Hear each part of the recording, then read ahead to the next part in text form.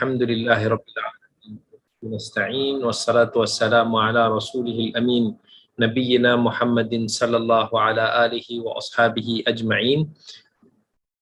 Rabbi shrah li sadri wa yassir li amri wahlul 'uqdatam min lisani yafqahu qawli, amma ba'd.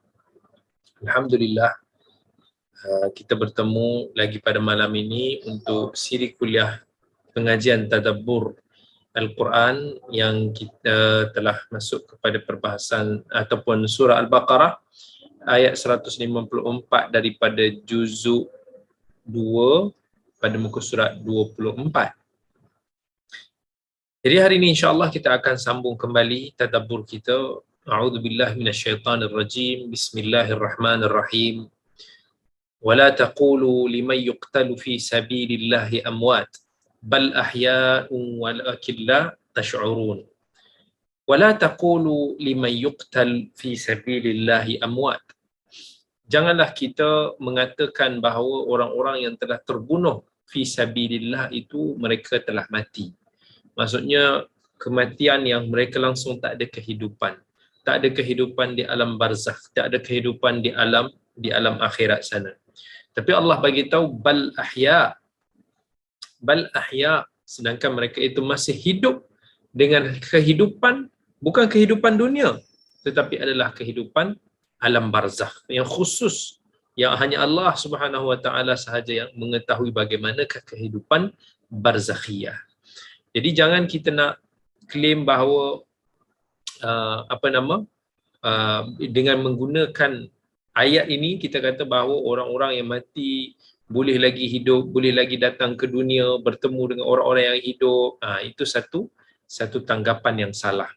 Roh orang yang telah mati ataupun meninggal, dia sudah berpindah ke alam lain. Kita tak tahu bagaimana keadaan mereka. Kita tak tahu adakah mereka ini sedang mendapat ataupun sedang mengecapi nikmat, ataupun mereka ini sedang diseksa kerana dosa-dosa mereka sewaktu di dunia. Tapi apa yang kita tahu bahawa mereka ada kehidupan yang berbeza. Mereka ada kehidupan di alam barzakh. Jadi kehidupan mereka tidak sama dengan kehidupan kita. Sebagaimana kita tak dapat nak pergi ke kehidupan alam barzakh sebelum kita mati, begitu juga mereka sudah tidak mampu untuk nak kembali ke kehidupan dunia kerana mereka telah mati.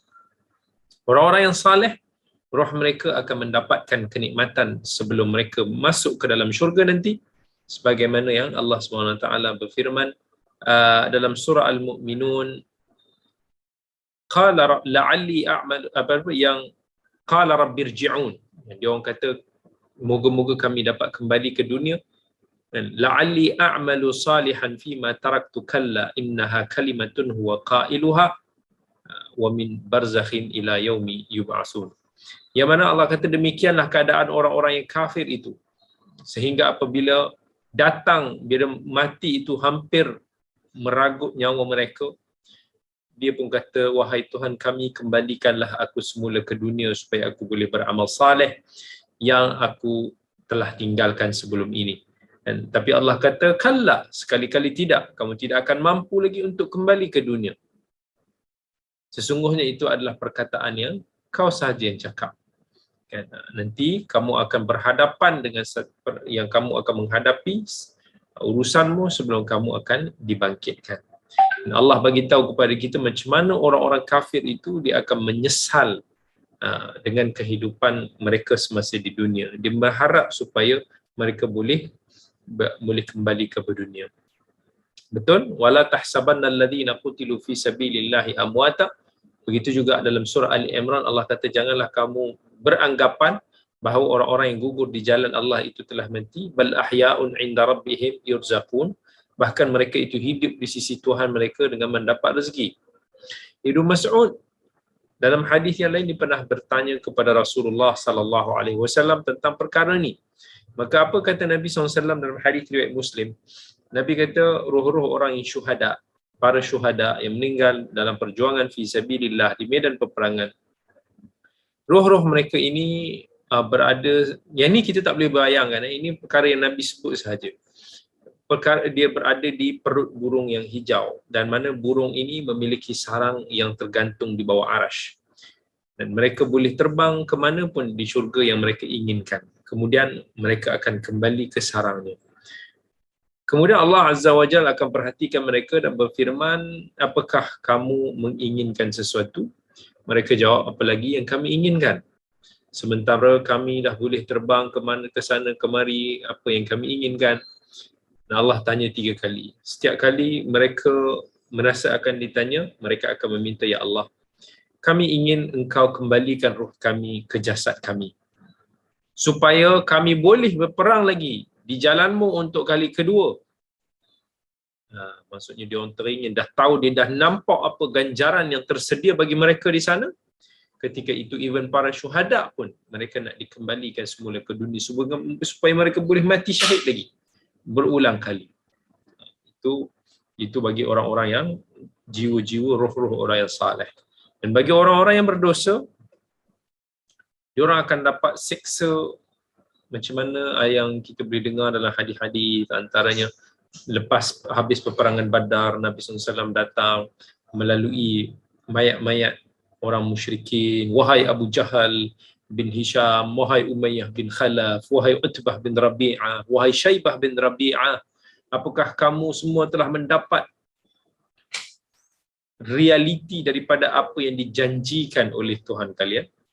Dan Nabi kata, sesungguh aku telah mendapat kenyataan daripada apa yang dijanjikan oleh Tuhanku. Umar tanya, ya Rasulullah, macam mana mereka boleh mendengar? Nabi bagi tahu, dia orang boleh dengar, padahal mereka sudah mati. Jadi mereka ada satu kehidupan yang tersendiri yang kita tak boleh kiaskan dengan kehidupan di dunia, dan kita tak tahu macam mana gambaran kehidupan mereka. Memadailah apa yang telah diberitakan oleh Nabi kita Muhammad sallallahu alaihi wasallam. Kalau ada orang mendakwa bahawa ada mereka jumpa dengan orang yang telah mati semula, kita pun tak tahu, barangkali itu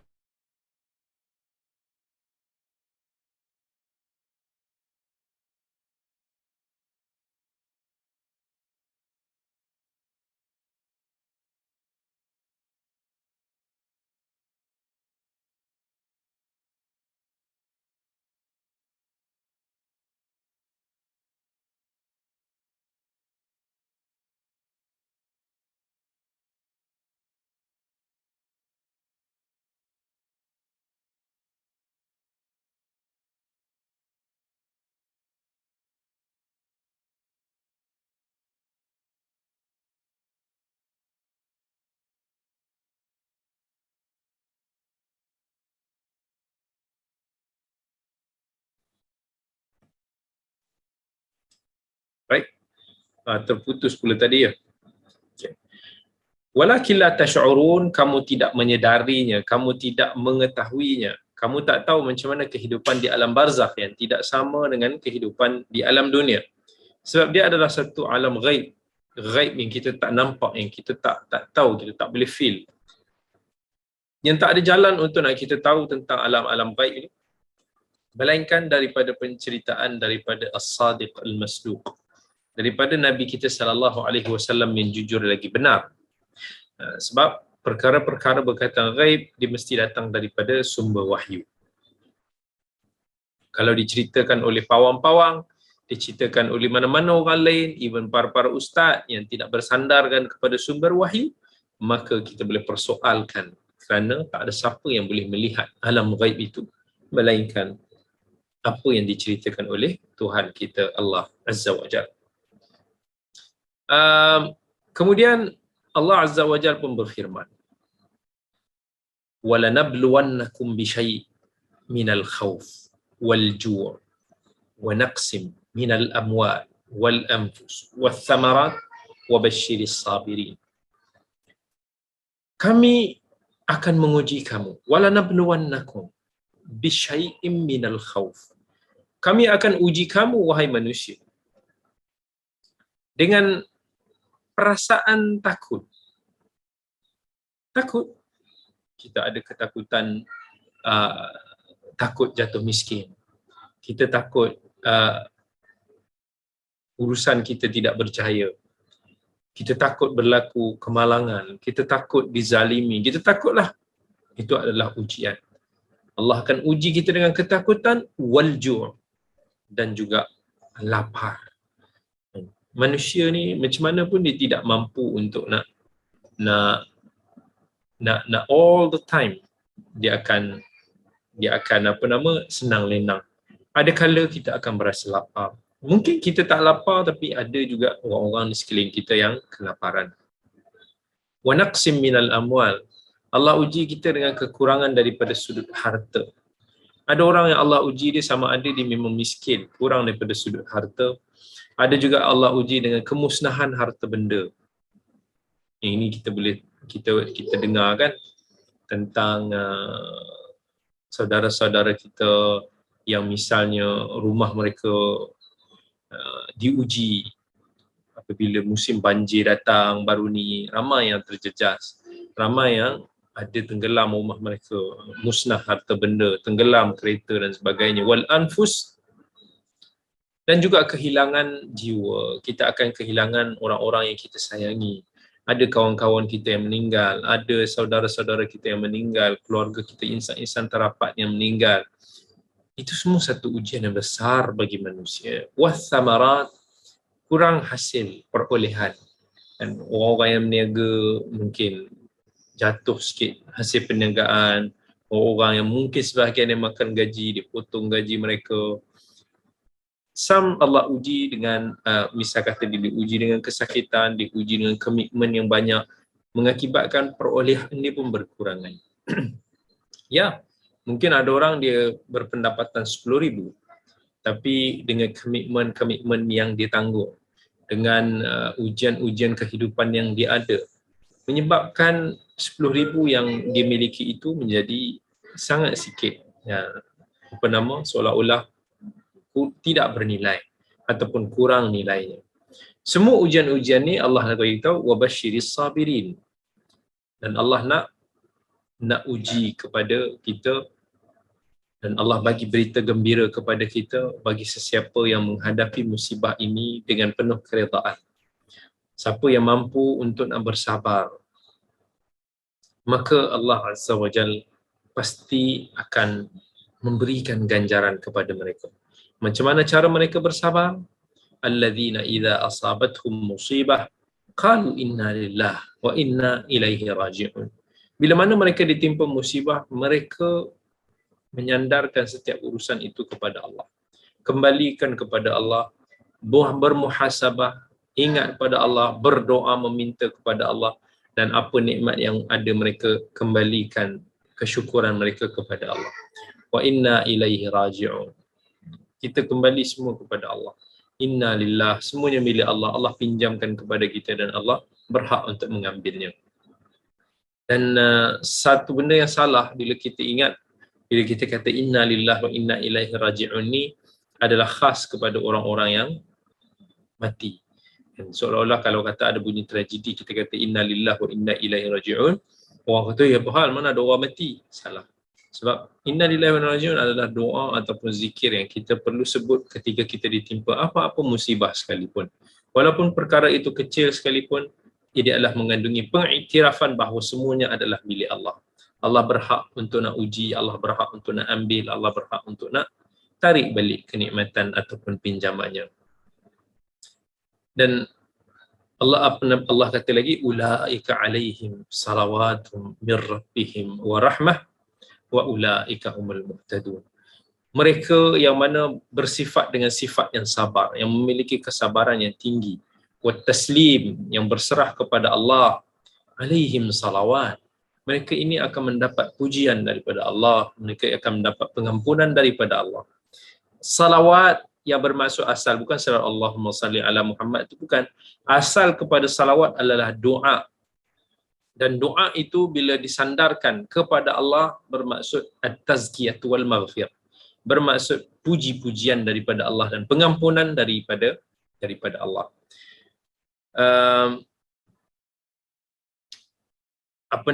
Warahmah. Warahmah bermaksud rahmat daripada Allah.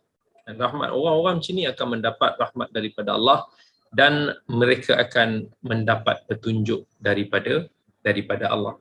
Jadi ayat ini merupakan satu yang perlu untuk nak kita semua renungi, sebab setiap daripada kita akan diuji oleh Allah Subhanahu Wa Taala. Tak ada siapa pun yang akan terlepas daripada ujian. Ujian itu boleh bermaksud ujian kesenangan, sampai membuatkan kita angkuh, kita takabur, kita zalimi, kita keras hati, kita tak ada toleransi, ataupun kita diuji dengan ujian kesusahan yang membuatkan kita rasa serba-serbi kekurangan. Kita diuji kan, selepas daripada pandemik, kita diuji dengan banjirnya yang agak bertalu-talu juga ketika ini, dan kita menyaksikan ramai daripada saudara-saudara kita yang dilanda kesusahan, ramai daripada sahabat-sahabat kita yang menghadapi tekanan emosi, yang mempunyai masalah kewangan dan pelbagai lagi. Apabila kita diuji oleh Allah Subhanahu Wa Taala, kita merasakan bahawa mungkin kita sahajalah yang sedang diuji dengan begitu berat. Sedangkan apabila kita melihat insan-insan di sekeliling kita, apabila kita mendengar kisah-kisah masyarakat di sekeliling kita, kita akan tahu bahawa mereka diuji dengan ujian yang lebih dahsyat daripada kita. Tetapi kadang-kala kita lihat mereka ini penuh dengan kesabaran, penuh dengan ketabahan, sentiasa berusaha dan tidak berputus asa, dan mereka selalu kembali kepada Allah Subhanahu Wa Taala. Kenapa? Sebab mereka memahami bahawa kehidupan ini adalah ujian.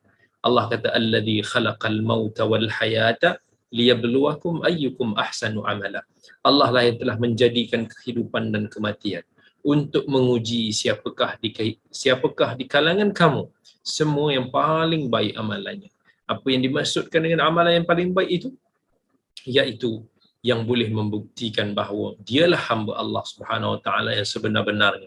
Yang apabila mereka diuji, mereka mampu bersabar dan mampu mengharungi ujian tanpa terbabas dan tanpa melanggar perintah syarak.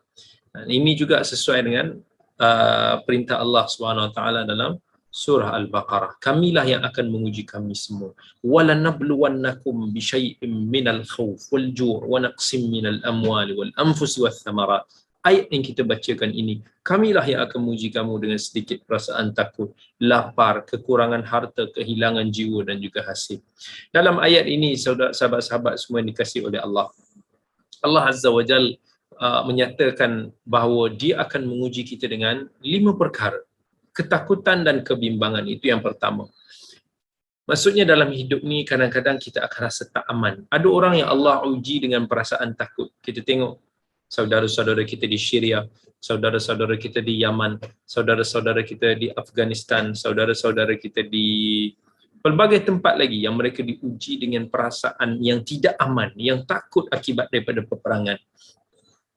Kita mungkin Allah tak uji daripada sudut tu, tapi Allah uji dengan perasaan yang lain. Dan ada orang yang Allah uji dengan perasaan bimbang akan rezeki mereka. Ramai orang ni dia rasa bila dia bergantung kepada manusia, dia rasa rezeki itu di tangan manusia.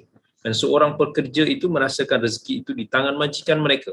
Dan seorang yang merasakan perkara sedemikian, mereka masih lagi tidak menghayati, tidak memiliki sifat tawakal yang sempurna kepada Allah Azza wa Jalla. Allah uji kita lagi dengan pelbagai ujian dan perasaan takut dan risau. Itu yang pertama. Yang kedua, kelaparan.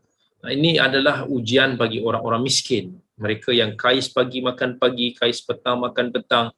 Dan adakala mereka dapat makan sehingga kenyang, adakala mereka hanya dapat makan dengan kadar yang sedikit, dan adakala mereka terpaksa tahan berlapar sebab tak ada sebarang makanan. Dan yang ketiga, Allah uji dengan kekurangan harta benda.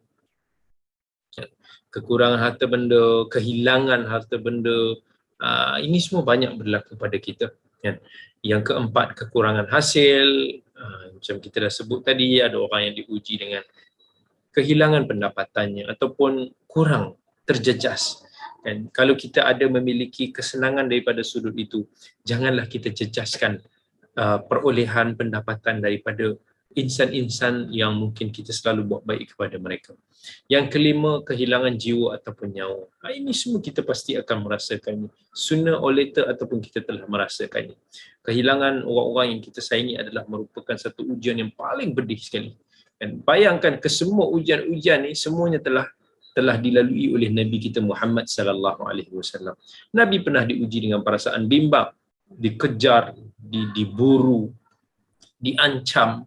Nabi pernah diuji dengan kehilangan harta benda, dihalau keluar daripada negerinya, kehilangan sahabat-sahabat, kehilangan kaum keluarga, anak-anak Nabi sallallahu alaihi wasallam yang semuanya kecuali Fatimah yang meninggal ketika hayat Nabi sallallahu alaihi wasallam. Ini semua ujian yang besar. Dan kesemua ini juga merupakan bentuk-bentuk ujian yang Allah berikan kepada kita. Sebab Allah nak tengok siapa daripada kita yang lebih bersabar. Dalam semua manusia yang diuji, siapa yang paling bersabar. Dan Allah berfirman, sebab tu Allah sebut dalam ayat tadi tu, Allah kata wabasyiris sabirin alladhina idza asabatuhum musibah qalu inna lillahi wa inna ilaihi raji'un ulaika alaihim salawatun min rabbihim wa rahmah wa ulaika humul muhtadun. Itu yang sepatutnya kita kena lakukan. Apabila kita diuji, apa yang kita sebut? Kita sebut inna lillahi wa inna ilaihi raji'un dengan penuh ikhlas dan kesabaran. Barangkali hanya kadang-kadang je kita ucapkan ucapan tersebut.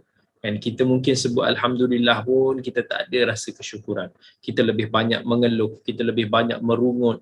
Dan mungkin sampai ke tahap kita ni selalu berfikiran negatif. Kita menyalahkan takdir wal-iyadzubillah yang boleh menggugat iman kita. Kenapa kita tak kembalikan urusan kita itu kepada Allah Azza wa Jalla? Sebab kita kata kita beriman dengan takdir. Rukun iman yang keenam, kita beriman dengan qada dan qadar. Sedangkan Rasulullah sallallahu alaihi wasallam pun bersabda, "Ma min muslimin tusibuhu musibah fayaqulu ma amarahu Allah, inna lillahi wa inna ilaihi raji'un. Allahumma ajurni fi musibati wa akhlif li khairan minha illa akhlafa Allahu lahu khairan minha." Tak ada orang Islam yang ditimpa musibah lalu dia mengucapkan apa yang Allah perintahkan, inna lillahi wa inna ilaihi raji'un, Allahumma ajurni fi musibati wa akhlif li khairan minha. Sesungguhnya kita ini adalah milik Allah dan kepadanya lah kita akan kembali. Ya Allah, ganjarilah aku di atas musibah yang melanda diriku dan gantikanlah ia dengan sesuatu yang lebih baik. Allah kata, Nabi kata, melainkan Allah, siapa yang baca doa ni, Allah pasti akan menggantikannya dengan sesuatu yang lebih baik. Ucapkan doa ini dikala kita ditimpa apa sahaja musibah. Bila Allah kata nak ganti apa yang lebih baik, sesuatu yang lebih baik itu kita tak mampu untuk nak fikir. Dan bila sampai masanya, Allah pasti akan mengurniakan kepada kita. Musibah demi musibah, daripada musim pandemik sampai kepada musim-musim ujian cuaca dan pelbagai lagi ujian sekarang ni, masuk musim perang di antara Rusia dan Ukraine yang menjejaskan juga sedikit sebanyak, menaikkan harga barang. Ni ujian-ujian melanda seluruh dunia. Kan, sejak daripada 2 tahun lepas lagi yang telah menguji kita semua. Ada orang yang bukan sekadar diuji dengan keuangan, bahkan mungkin dia tersangkut kat satu tempat yang dia tak mampu nak pergi ke mana-mana. Ada orang yang perniagaannya tersungkur ke bawah setelah dia berjaya naik ke puncak, dan ada orang yang berjaya ke puncak setelah bertahun lamanya dia berada di bawah.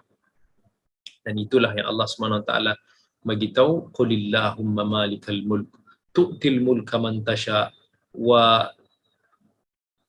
tanzi'ul mulka mimman tasha wa tu'izzu man tasha wa tudhillu man tasha biyadikal khair innaka ala kulli syai'in qadir. Katakanlah wahai Muhammad, ya Allah yang memiliki pemerintahan, engkau mengurniakan pemerintahan kepada sesiapa yang engkau kehendaki, dan engkau mencabut pemerintahan daripada sesiapa yang engkau kehendaki. Bukan itu sahaja, engkau memuliakan sesiapa yang engkau kehendaki dan engkau hina sesiapa yang engkau kehendaki. Di tangan engkaulah segala kebaikan, sesungguhnya engkau maha berkuasa di atas segala sesuatu. Sebahagian manusia bersyukur di atas segala musibah dan ujian yang dihadapi, dan sebahagian lain pula berputus harap sebab mereka menyangka Allah tidak menyayangi mereka. Masih ramai yang belum mengerti tentang hikmah di sebalik kurniaan ilahi buat setiap hamba-Nya, baik di langit maupun di bumi. Allah Azza wa Jalla itu maha adil, Allah Azza wa Jalla itu Maha mengetahui. Hanya kita yang lemah dan kita yang tidak memahami hikmah aturan dan tadbir urus Allah Azza wa Jalla yang Maha meliputi. Sepatutnya kita sebagai orang Islam apabila diuji terzahir sifat sabar, redha, syukur dan sikap positif daripada kita. Sebab apa? Sebab kita beriman dengan takdir Allah itu senjata bagi orang yang mukmin. Yang sabar ini adalah bila mana kita boleh menahan diri kita daripada kita bertindak sesuatu yang melanggar perintah Allah Subhanahu Wa Taala. Maksudnya daripada sudut fizikal, boleh jadi hati kita tak redha, tapi kita tahan diri kita, tahan tindak tanduk kita, tingkah laku kita, tahan ucapan kita. Kita masih boleh bersabar. Dan kita tak ucapkan kalimah-kalimah kufur, kita tak maki hamun, kita tidak bertindak melanggar hukum syarak apabila diuji.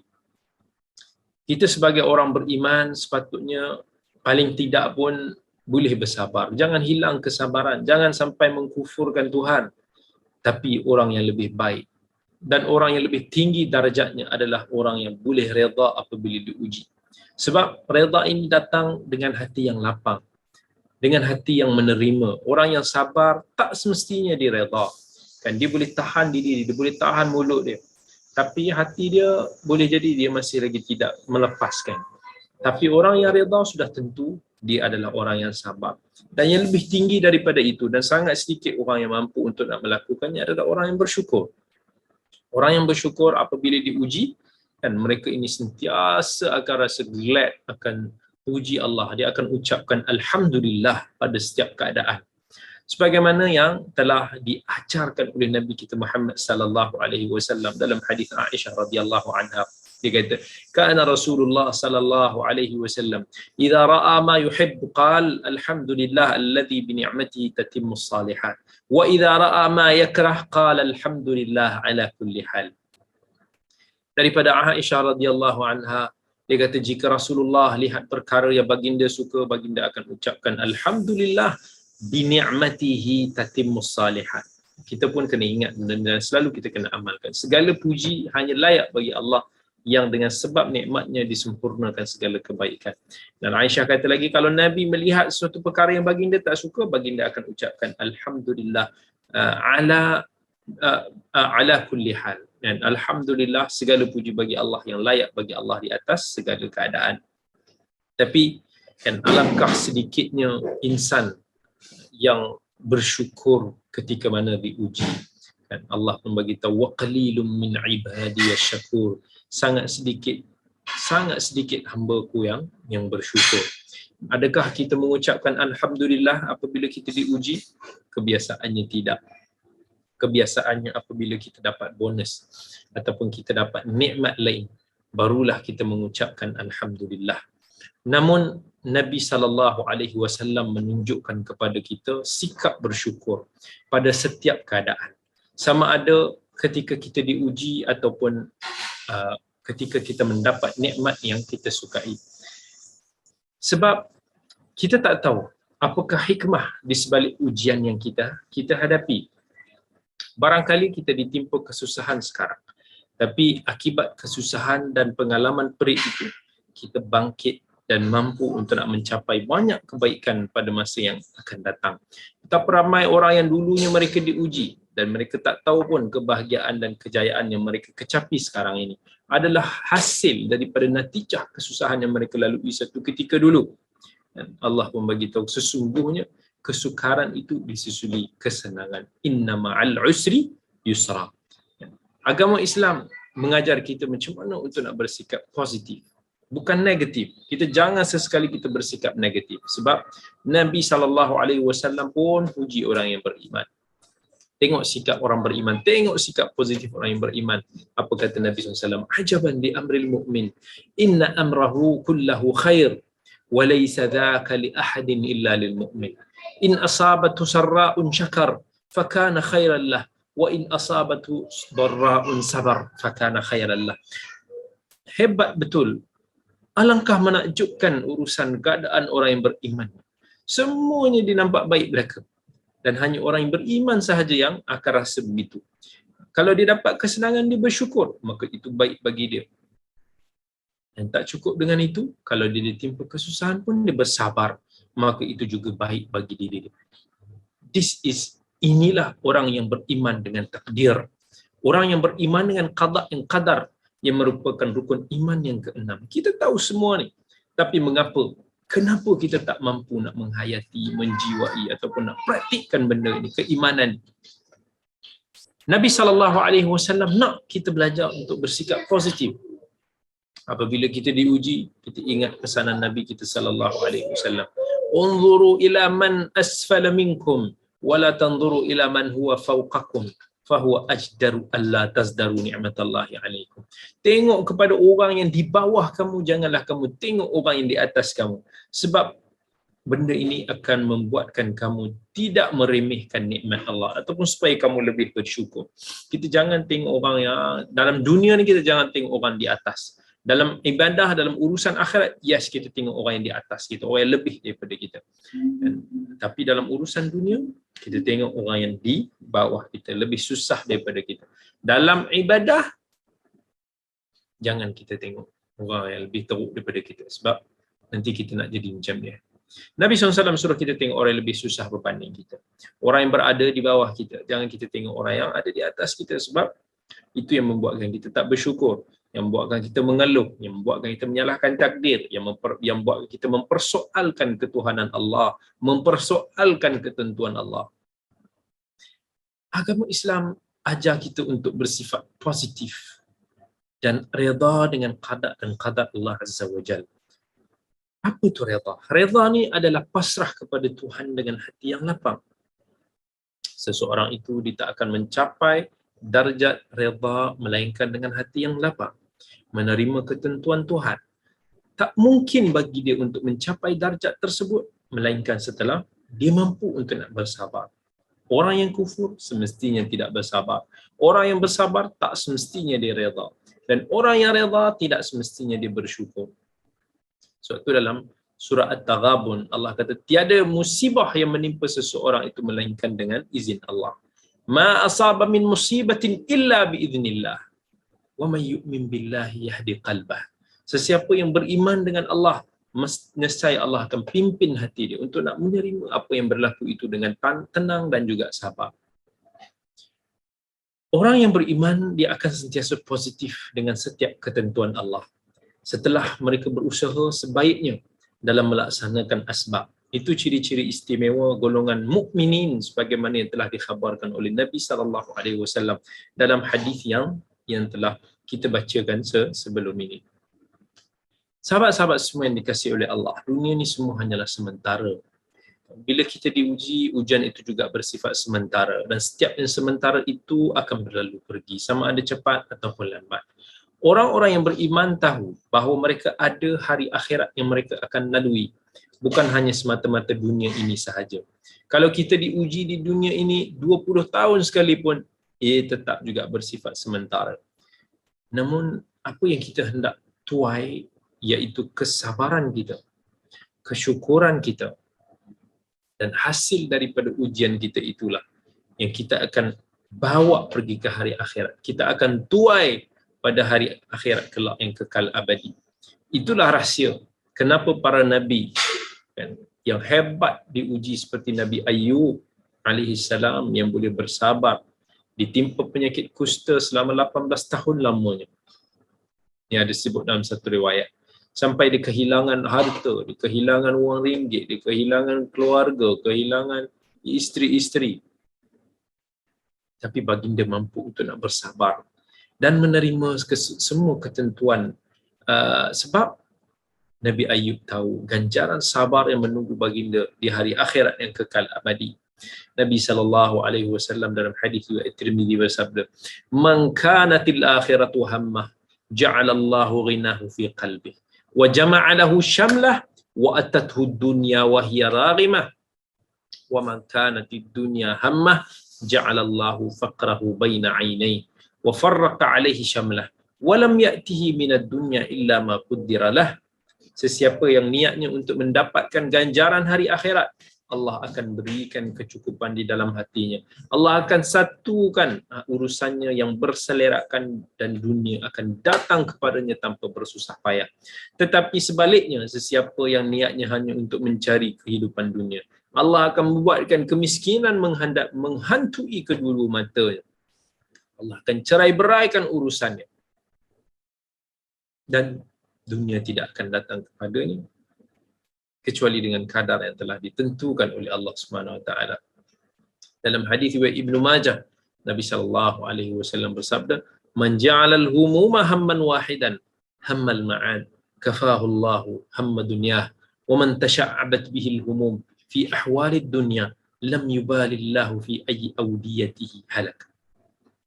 Siapa yang menjadikan segala macam keinginannya hanyalah satu, iaitu keinginan tempat kembali, iaitu keinginan pada hari akhirat, itu sahaja tujuan dia, itu sahaja keinginan dia, nescaya Allah akan mencukupkan baginya keinginan dunia. Maksudnya Allah akan kurniakan kepada kita sifat qanaah, kecukupan. Tapi sebaliknya, sesiapa yang keinginannya beraneka ragam pada urusan dunia, maka Allah tidak akan peduli di mana pun dia binasa. Kita selalu cari dunia, harta kita gunakan untuk kesenangan diri kita.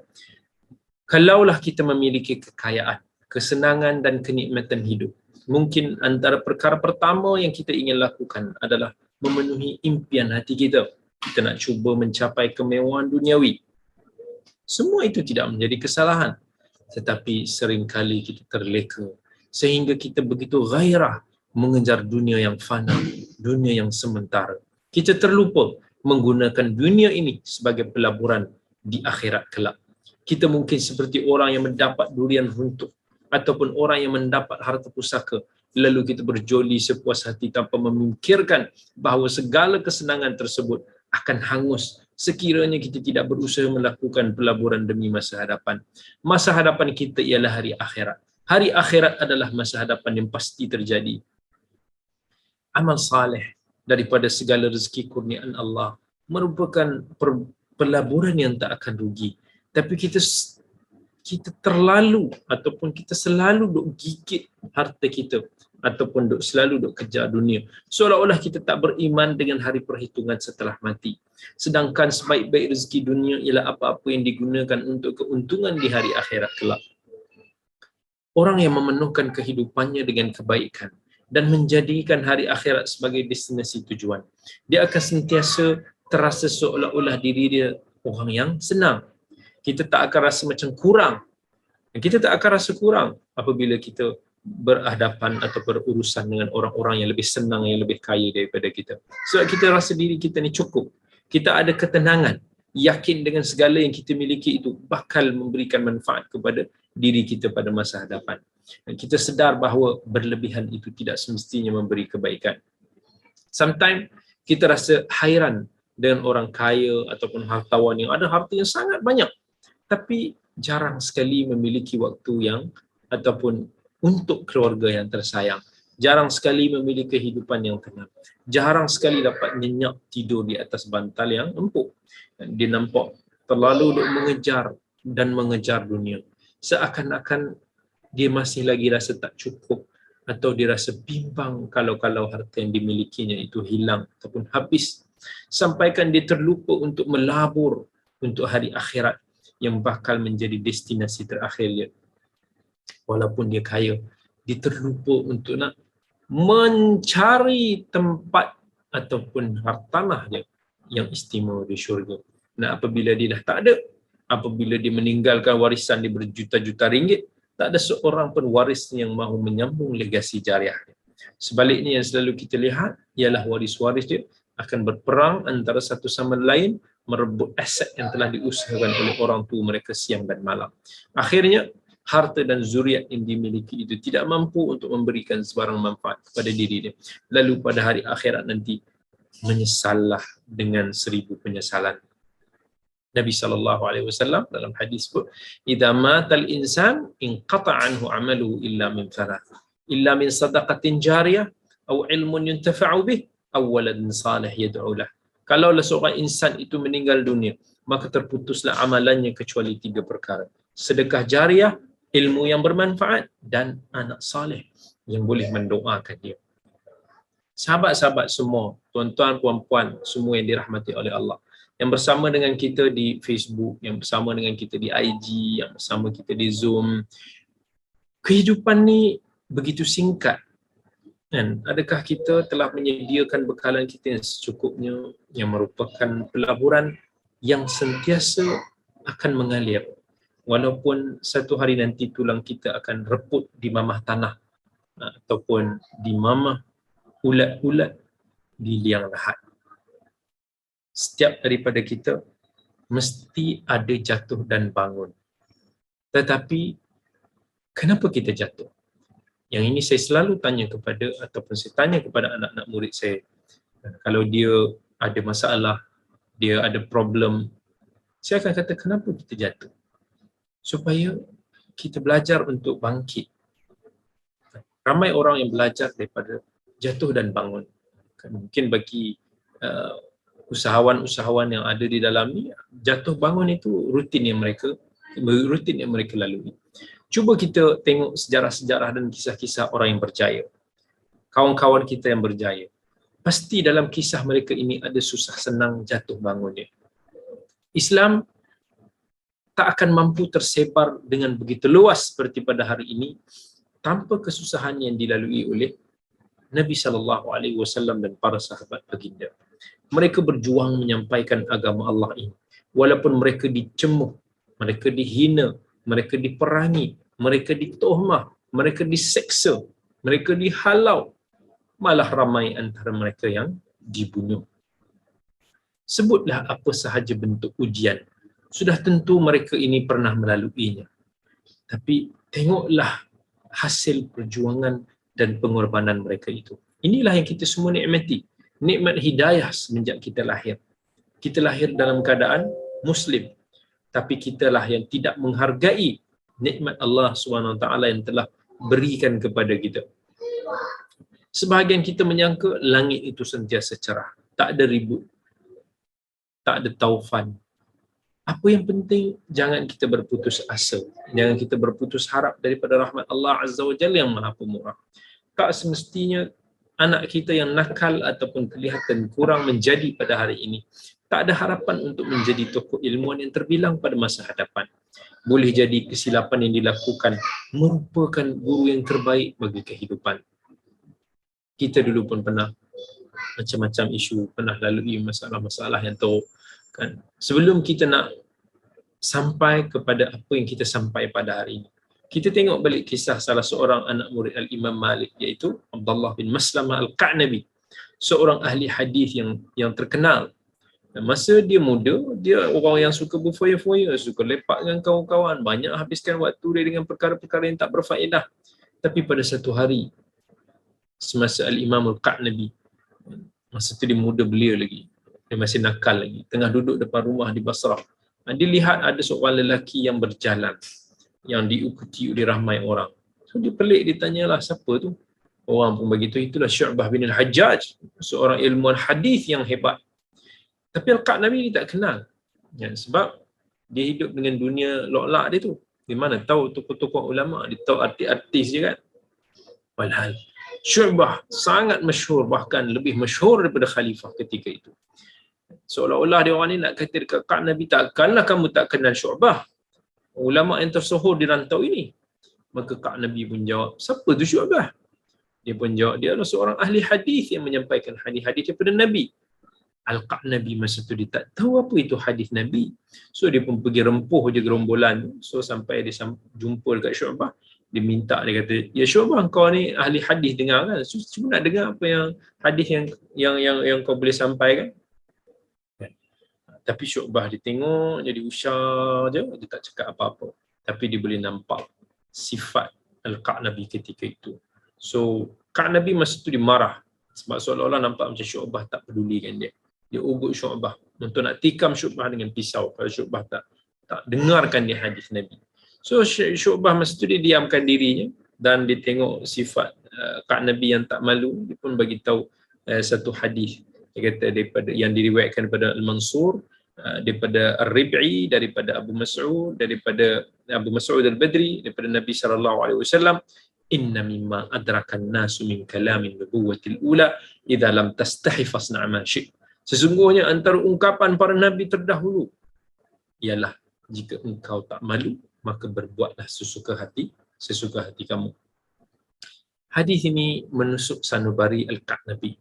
Seakan-akan hadis ni memberi, seolah-olah macam hadis ni ditujukan direct kepada diri dia.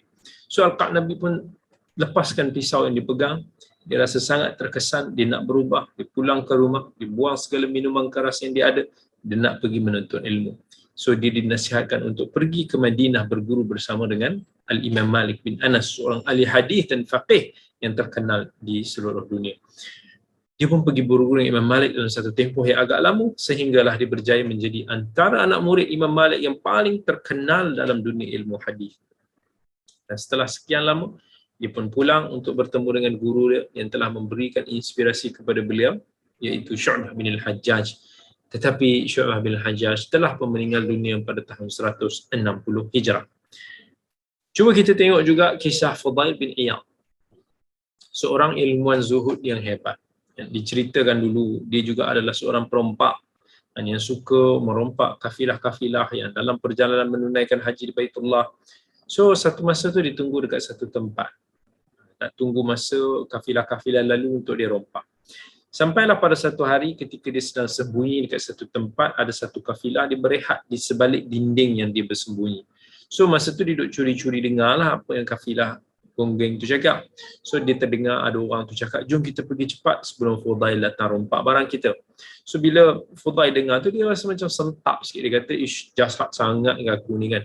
Aku ni dah macam banyak kali nak takutkan tetamu Allah. Aku tak nak ulang lagi perbuatan ni selama-lamanya.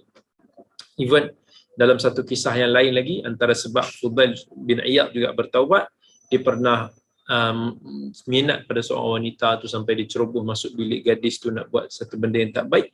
Tiba-tiba dia terdengar gadis itu masa tu tengah baca Al-Quran, dibacakan ayat alam ya'ni lil ladina amanu an takhsha'a qulubuhum li dzikrillahi wa ma nazala minal haqq.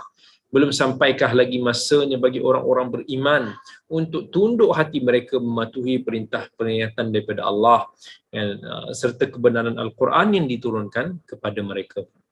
So Fudail, dia rasa terpana mendengar ayat-ayat yang dibacakan oleh gadis tersebut, dan seolah-olah ayat itu ditujukan kepada diri dia, dan terus pulang dia bertaubat daripada segala kejahatannya. Dan akhirnya Allah berikan taufik kepada dia untuk menjadi seorang ulama zuhud yang sangat-sangat terbilang. So kisah-kisah ni semua ditunjukkan kepada kita bahawa setiap daripada kegelapan itu, kalaulah kita ada usaha untuk nak mencari cahaya, kita pasti akan menemui cahaya tersebut, insya-Allah. Usaha adalah tangga kejayaan. Kita perlu berusaha dalam apa pun sekali yang kita lakukan, termasuk dalam rezeki kita, dalam urusan hidup kita, dalam ilmu kita. Tak ada apa pun yang akan datang bergolek kan. Allah kata dialah yang menjadikan bumi bagi kamu mudah untuk digunakan. Maka famshu fi manaqibiha wa kulu min rizqih. Berjalanlah di merata-rata ceruk bumi ini dan makanlah daripada rezeki yang dikurniakan oleh Allah. Allah Azza wa Jalla jadikan bumi ini terbentang luas untuk para hamba-Nya mencari rezeki yang bertebaran. Allah jadikan pelbagai nikmat kehidupan, pelbagai asbab dan apa sahaja yang memenuhi kehendak dan keperluan kita. Kalau kita nakkan manfaat dan kita mahukan apa yang kita cari, maka kita perlu berusaha. Tak boleh dengan sekadar kita menunggu sahaja. Tapi setiap usaha yang gigih itu perlu diseimbangkan dengan tawakal. Kita perlu ada sifat kebergantungan kepada Allah, supaya kita tidak menjadi seperti Qarun yang apabila sudah berkuasa dan kaya, Qarun mendabik dada mendakwa bahawa apa yang dimilikinya adalah hasil daripada usaha dan kecerdasan diri dia. Sampai apabila dia rasa kekayaan itu telah memenuhi hati dia, maka dia mula kehilangan Allah SWT dalam kehidupan kita. Qala innama utituhu ala ilm, kata dia, aku ini dapat kekayaan aku ni sebabkan kepandaian aku semata-mata. Tapi Allah ingatkan kembali kepada dia, adakah kamu tak tahu bahawa orang-orang sebelum kamu pun Allah telah musnahkan, sedangkan mereka lebih kaya, lebih kuat daripada kamu. Maka Allah hukum Qarun dengan cara membenamkan dia dan hartanya ke dalam perut bumi, sebab dia telah kehilangan kebergantungan dia kepada Allah SWT. Sebab tu dalam kita menghadapi ujian. Perkara pertama sekali yang perlu kita ada ialah sifat tawakal. Kerana tawakal itu ialah penawar bagi segala tekanan kehidupan, penawar bagi segala kesedihan. Kerana kita tahu kita ada Allah Azza wa Jalla. Kita ada Allah untuk kita bergantung harap. Kita ada Allah untuk kita berdoa. Kita ada Allah yang Maha mendengar lagi Maha mengasihi. Nabi sallallahu alaihi wasallam dalam hadis riwayat Ibnu Majah dan riwayat Imam Ahmad, "Lau annakum tatawakkaluna 'ala Allah haqqa tawakkuli la razaqakum kama yarzuqu at-tayr taghdu khimasan wa taruhu bitana." Kalaulah kamu semua memiliki tawakal yang betul-betul, the real tawakal kepada Allah, nescaya Allah akan beri kamu rezeki seperti mana seekor burung yang mana dia keluar pagi hari dalam keadaan lapar, perut kosong, dan dia balik dalam keadaan kenyang. Tapi sejauh mana kita menghayati intipati benda ni? Dan setiap kali kita nak berbuat kebaikan, setiap kali kita nak bersedekah, setiap kali kita nak memberi, maka kita sentiasa risau rezeki kita akan hilang. Kita hilang pengharapan kita, keyakinan kita kepada Ar-Razzaq yang Maha memberikan rezeki itu sendiri. Hadis ini dijadi satu kunci asas tawakal untuk kita meraih ketenangan, kesenangan dan kejayaan dalam kehidupan. Kalau kita betul-betul faham kita ada sifat tawakal ni, Allah pasti akan bukakan jalan. Allah pasti akan bantu kita. Macam mana Allah tunjukkan burung itu jalan rezeki dia setiap hari. Sedangkan burung itu tidak berakal. Sedangkan burung itu tidak memiliki karier ataupun apa-apa perancangan kehidupan. Dan bukan tu je, hadis ni juga dia ajar kita tentang konsep tawakal sebenar yang tidak menafikan usaha. Dan hakikat tawakal itu dia melibatkan kedua-dua aspek. Aspek hati, aspek fizikal. Melalui hati kita akan bergantung sepenuhnya kepada Allah yang telah menentukan bagi kita segalanya. Sama ada apa yang kita sangkakannya sebagai baik ataupun buruk, manakala tubuh kita pula tidak akan berhenti daripada mencari asbab rezeki dan kebaikan. Sebab dia merupakan tuntutan. Hati yang berserah kepada Allah tidak akan kecewa tatkala tidak berhasil mendapatkan sesuatu setelah dia berusaha sedaya upaya. Sebab dia faham takdir, dia faham tentang konsep iman, qada dan qadar. Dan melalui tawakal kita akan ada sifat bersyukur, kita ada sifat rida dan sabar. Tapi ada juga manusia yang tak faham, yang gagal memahami erti tawakal ini, sampai ada yang meninggalkan usaha dengan alasan tawakal. Ada juga yang meletakkan segala kejayaan di atas usaha dan kepintarannya. Golongan yang pertama selalu menjadikan tawakal sebagai alasan untuk nak cover kemalasan dia. Manakala golongan yang kedua lemah iman mereka kepada Allah Subhanahu Wa Taala. Dalam Quran Allah banyak kali perintahkan kepada kita supaya kita bertawakal. Wa 'alallahi falyatawakkalul mutawakkilun. Kepada Allah lah kita berserah segala urusan. Sebab dialah yang memiliki segala ilmu, memiliki pengetahuan, dialah yang memiliki kuasa, dialah yang memiliki sifat rahmah, dialah yang memiliki kebijaksanaan yang tak ada tandingan. Wa man yatawakkal 'ala Allah fahuwa hasbuh. Siapa yang bertawakal kepada Allah, maka cukuplah Allah bagi dia. Jadi sahabat-sahabat semua yang dikasihi oleh Allah, jom kita sama-sama muhasabah diri kita. Macam mana kita menjalani kehidupan kita. Macam mana kita menempuhi ujian kehidupan kita yang pelbagai. Setiap daripada kita hakikatnya diuji. Jangan kita ingat ujian itu hanya pada orang yang menghadapi kesulitan dalam kehidupan.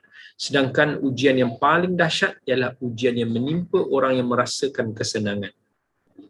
Hal itu sebab dengan kesenangan dia seringkali akan terleka. Dengan kesenangan dia seringkali akan kufur dengan nikmat Tuhan. Nikmat Allah Azza wa Jal ialah ujian yang paling besar dalam kehidupan kita. Harta kita, anak kita, innama amwalukum wa auladukum fitnah. Anak dan harta ini semua adalah ujian bagi kita.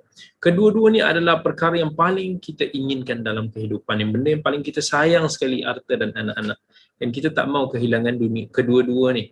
Ini adalah ujian yang terbesar dalam kehidupan kita.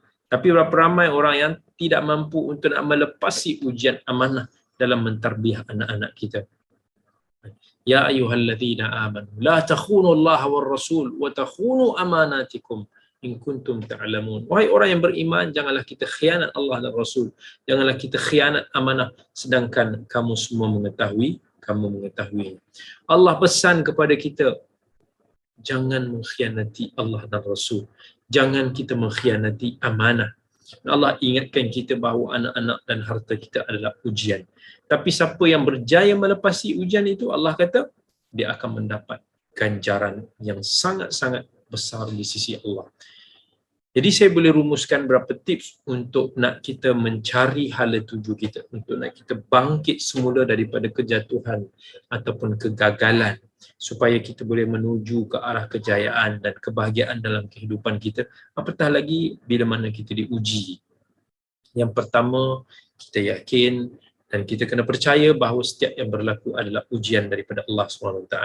Allah nak uji kita, nak melihat kesabaran kita, nak menguji keimanan kita. Jangan sesekali kita salahkan Tuhan. Jangan sesekali kita fikir bahawa kita ni seperti malaikat, kita ni mesti akan diuji. Nabi yang merupakan kekasih Allah yang paling mulia, tetapi diuji dengan ujian yang sangat dahsyat. That's why Nabi SAW bagi tahu, bila ditanya siapa manusia yang paling dahsyat ujiannya, Nabi kata, al-anbiya thumma al-amthalu fal-amthal. Yubtala ar-rajulu ala hasabi dini. Fa in kana dinuhu sulban ishtadda bala'uhu wa in kana fi dinihi riqqatun ibtuli ala hasabi dini. Fama yabrahul bala'u bil 'abdi hatta yatrukahu yamshi 'ala al-ardi ma 'alayhi khati'ah. Para nabi adalah orang yang paling teruk ujian. Kemudian golongan yang terbaik selepas para nabi. Kemudian golongan yang terbaik selepas daripada itu. Yang paling nak ikut jejak langkah nabi itulah yang akan diuji dengan teruk. Seorang yang diuji itu, seorang itu diuji dengan tahap ataupun kekuatan agama. Kalau agama dia kuat, ujiannya pun berat. Kalau agama dia lemah, ujian dia pun lemah.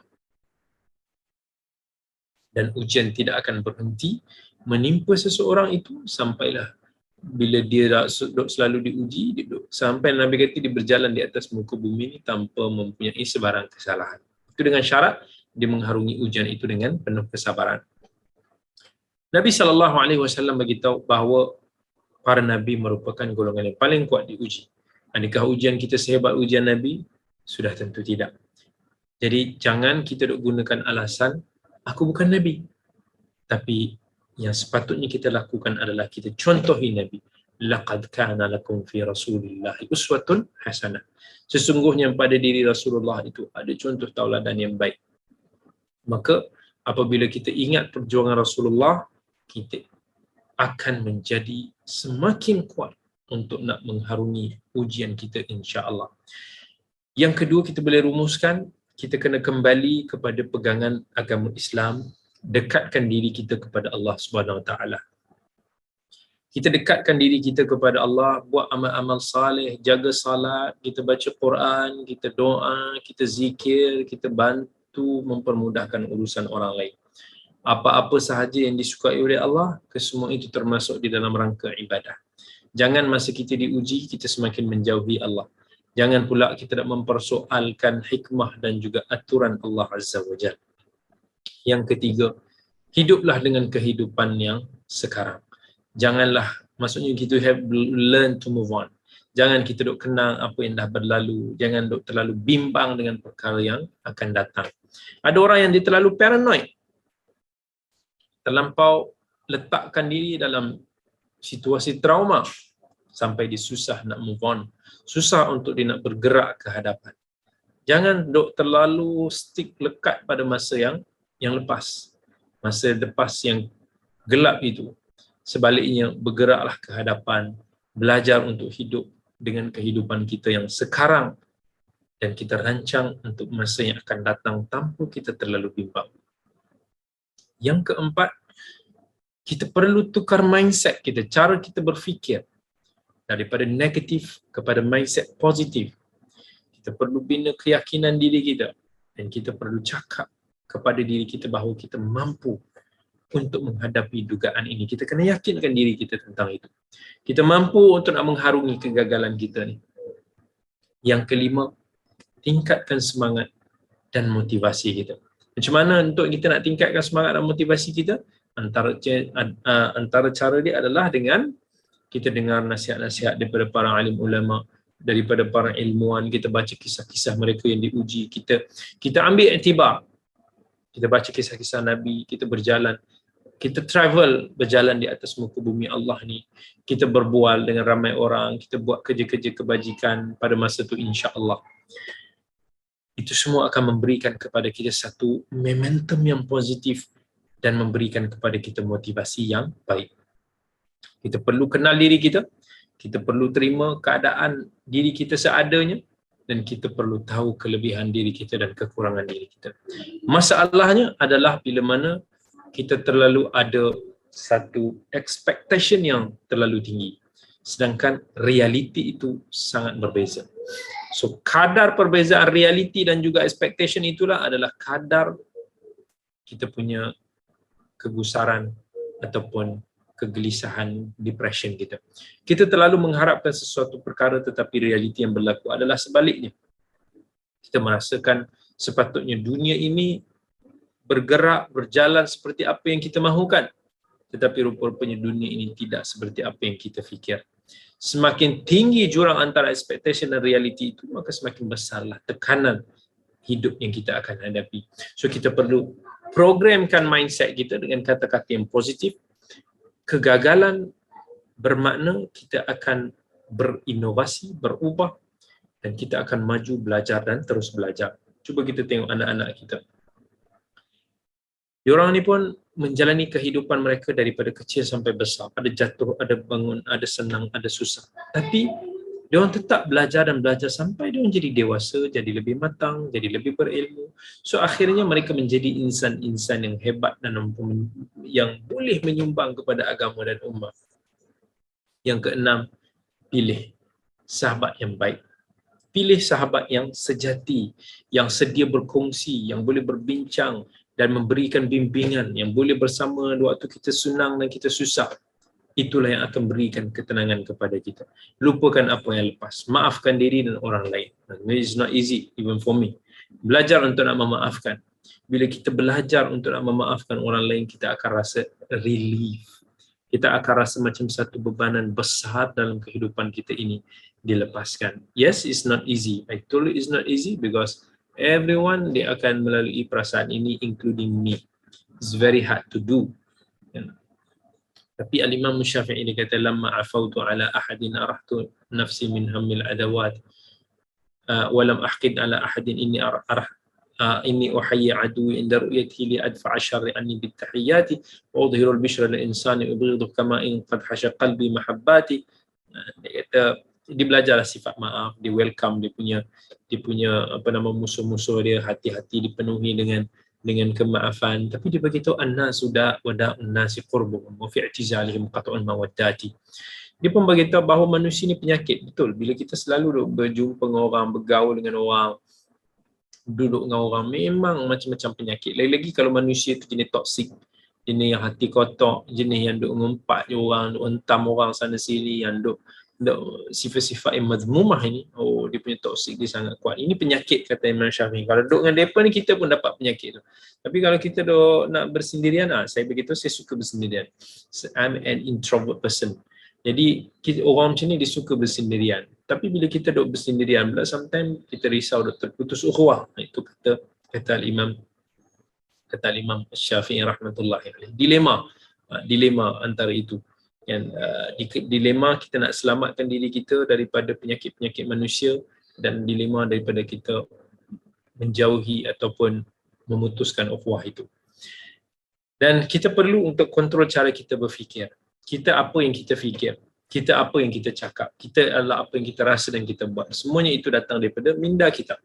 Dan minda kita pula terkesan daripada hati. That's why kita kena betulkan hati kita. Bersihkan hati kita. Ala wa inna fil jasadi mudghah, kata Nabi. Idza salahat salahal jasadu kulluh wa idza fasadat fasadal jasadu kulluh, ala wa hiyal qalb. Dalam jasad kita ni ada satu seketul daging yang mana baik-baiklah dia. Kalau jahatlah dia. Itu adalah jantung hati kita. Kalau hati kita baik, maka baiklah pemilik hati itu. Kalau teruk, maka teruklah.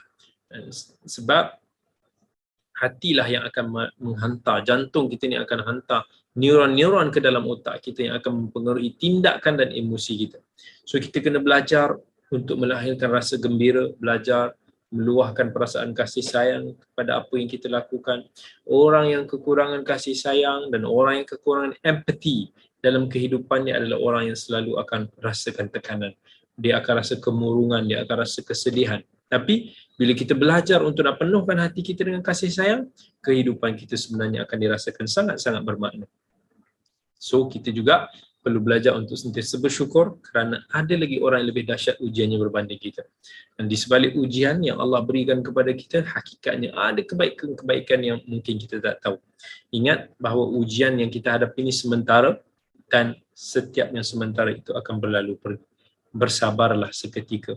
Moga-moga dengan kesabaran yang kita praktikkan itu, yang sementara itu mampu untuk nak kita memperolehi kebahagiaan dan kesenangan yang abadi. Kita tukar pemikiran kita, pandanglah kegagalan itu sebagai satu peluang untuk kita bangkit semula menjadi orang yang lebih baik. Tanya dalam diri kita, apa yang baik daripada ujian kegagalan, kesusahan, musibah, tekanan yang aku sedang hadapi ini? Apa ibrahnya? Apa pengajarannya? Apa peluang yang ada di sebalik kegagalan ini? Macam mana aku boleh gunakan kejatuhan aku ini untuk aku bangkit semula untuk mendaki, untuk aku terbang lebih tinggi, untuk aku menjadi orang yang lebih baik, untuk aku menjadi orang yang lebih bahagia. Kemudian yang terakhir, ingatlah bahawa apabila Allah SWT menguji kita, maksudnya Allah sayang pada kita. Sebab itulah dekatkanlah diri kita dengan Allah, yakinlah pertolongan Allah itu pasti akan tiba, setiap kesusahan itu akan disusuli dengan kesenangan. Inna nasra ma'as sabr wa annal faraja ma'al karb wa anna ma'al usri yusra, kata Nabi. Pertolongan itu bersama dengan kesabaran, kelapangan itu bersama dengan kesusahan, dan kesenangan itu bersama kesukaran. Di sebalik setiap kesusahan itu pasti ada kesenangan. Itulah yang Allah janjikan kepada kita. Jadi seorang hamba perlu sentiasa mendekatkan dirinya kepada Allah. Jaga salat kita, jaga hubungan kita dengan Allah. Sabar kita menanti pertolongan Allah. Yakin dengan janjinya, dan itulah yang Allah telah janjikan kepada kita. Wa may yattaqillaha yaj'al lahu makhraja. Always bersabar, sebab sabar itu adalah kunci kemenangan dan pertolongan daripada Allah Azza wa Jalla. Innallaha ma'as sabirin. Allah bersama dengan orang-orang yang sabar. Even dalam ayat yang kita bahaskan ni, Allah akan ganjari kita dengan ganjaran yang tidak terhitung banyaknya. Innama yuwaffas sabiruna ajrahum bighairi hisab. Allah pasti akan memberikan ganjaran yang tidak terhitung kepada kita. Baik, tuan-tuan dan puan-puan semua, setakat itu apa yang kita boleh bahaskan di dalam kupasan kita pada hari ini. Ayat-ayat yang kita bincangkan pada hari ini, dua ayat yang kita bincangkan tentang ujian dan juga kesabaran. Moga-moga insya-Allah Allah berikan kekuatan itu kepada kita semua. Ayat yang seterusnya, ayat 158, berkaitan dengan innas safa wal marwata min sya'airillah. Itu insya-Allah kita akan sambung lagi pada masa yang akan datang. Wallahu alam, saya tidak begitu pasti adakah minggu depan saya berkesempatan ataupun tidak. Tetapi waktu Ramadan saya akan berehatlah, insya-Allah, untuk nak fokus kepada bulan Ramadan itu sendiri. Jadi terima kasih banyak saya ucapkan kepada hadirin hadirat semua, terutamanya penganjur sendiri pihak Global Ihsan. Moga-moga insya-Allah Allah bantu kita semua. Okay, kita tengok ada satu soalan di Zoom ini. Ustaz, sekiranya urusan dunia kita berceramuk, kerja bermasalah, anak-anak bermasalah, adakah ini petanda bahawa kita perlu perbaiki hubungan kita dengan Allah, check balance balik? Adakah sama ada prioriti kita akhirat ataupun dunia? Yes, everything semua kita kena check. Especially niat kita, especially macam mana hubungan kita dengan Allah. Ada orang dia lupa hubungan dia dengan Allah macam mana. Lalu bila dia berdoa kepada Allah, dia berdoa kepada Allah dalam keadaan dia membawa kemurkaan Allah. Macam mana Allah nak makbulkan? Dia berdoa kepada Allah dalam keadaan dia punya muamalah dengan interaksi harta-harta yang syubhah. Dia sendiri tidak menjaga salat dia. Dia sendiri tak menjaga hubungan dia dengan Allah. Maka itulah yang perlu diperbaiki. Baik, jazakumullah khairan kepada semua. InsyaAllah kita bertemu lagi, sahabat semua yang dirahmati oleh Allah. Terima kasih banyak-banyak. Jumpa lagi. Assalamualaikum warahmatullahi wabarakatuh.